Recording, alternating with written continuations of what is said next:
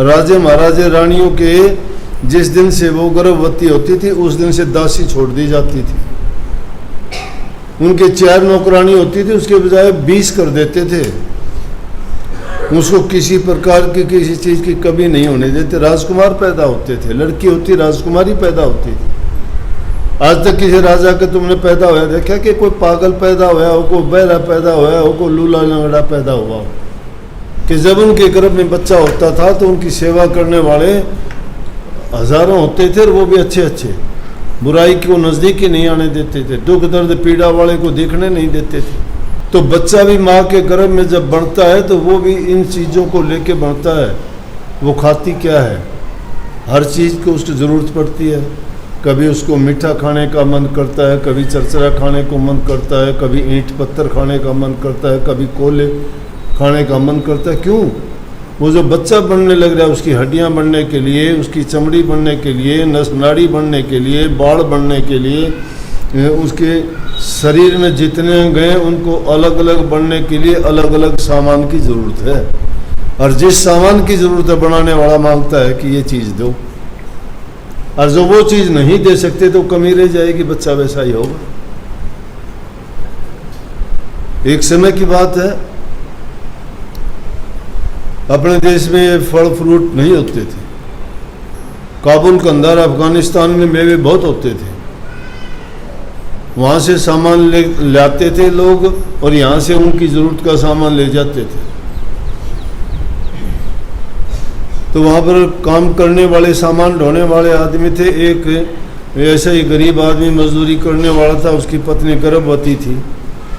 अब मजदूर आदमी कहाँ से उन चीज़ों को खरीदे? उस ज़माने में तो बहुत महंगी थी। उसकी पत्नी बोली कि आप वहाँ काम करते हो, वहाँ तरह तरह के फ्रूट आते हैं, मेरा अनार खाने को मन करता है, सेब खाने को मन करता है, मुझे वो लाके। गरीब आदमी कैसे लाके?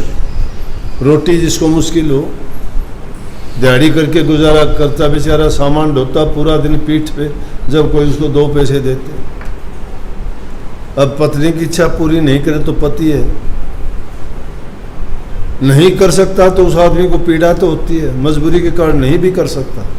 करने वाले जो करने योग्य होते हैं वो करते हैं। बोले अच्छा देखो, सामान करते करते एक व्यापारी था जिसका सामान ढोया। सामान ढोने के बाद उससे कहने लगा कि जी मेरी पत्नी गर्भवती है। बोले अच्छा, नेक इंसान था वो भी। बोला जी वो उसका ये सेब और अनार खाने का मन करता है, मैं खरीद नहीं सकता। बोला कोई नहीं, तू काम करता है, दे देता हूँ, पैसे भी देने की जरूरत नहीं, ले जा।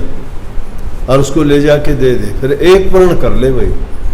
बोले हाँ जी बोलो, जो कहोगे वो करूँगा, जितना काम कहोगे उतना ही काम कर दूँगा इसके बदले। लो लगा कोई काम नहीं करना, कोई इसके मैंने पैसे नहीं लेने तेरे से। जब ये तेरी घरवाली को लड़का हो और वो बड़ा हो के बहुत बड़ा अफसर बनाएगा, तो तू ये वचन दे मुझे कि वो जब यहाँ अफसर लग के आए तो टैक्स माफ करवाना। और वो बात सत्य हो। उसके गर्भ से लड़का पैदा हुआ, पढ़ लिख के बड़ा पढ़ाई की उसने। क्यों?